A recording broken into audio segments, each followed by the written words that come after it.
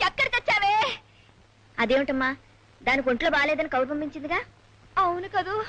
అబ్బా, ఏమిటమ్మా ఏమైంది? ఈ కాలుకి ఏం మాయరోగం వచ్చిందో గాని పొద్దున్న నుంచి ఒకటే బాధ, ఒకటే సలుపు. ఇప్పుడు ఇంటి పనంతా ఎలా చెయ్యాలి? అంట్లు తోమాలి, బట్టలు ఉతకాలి, వంట పని చెయ్యాలి. నేను చేస్తాలేమ్మా. వద్దత్తయ్యా వద్దు. ఎవరైనా చూస్తే ఇంటి పనంతా మీకే అప్పచెప్పాననుకుంటారు.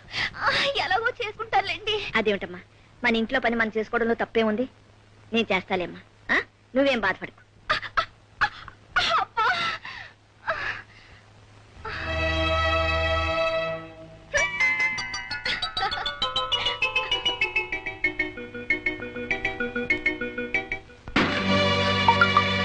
అయ్యయ్యో, ఏమిట్రా ఇది?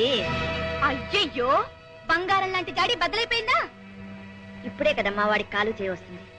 ఆడుతూ ఆడుతూ నేల మీద పడేశాడు. వాడంటే జ్ఞానం తెలియని పచ్చవాడు. అన్ని తెలిసిన మీకు ఇంత అశ్రద్ధ ఉండకూడదు కదా. ఇలా రోజుకో జాడి పగలు కొడుతుంటే ఇల్లు గుల్లైపోతుంది. అసలే మీ అబ్బాయి ఒక్కడి సంపాదన మీద ఇంత మంది నెట్టుకు రావాలి.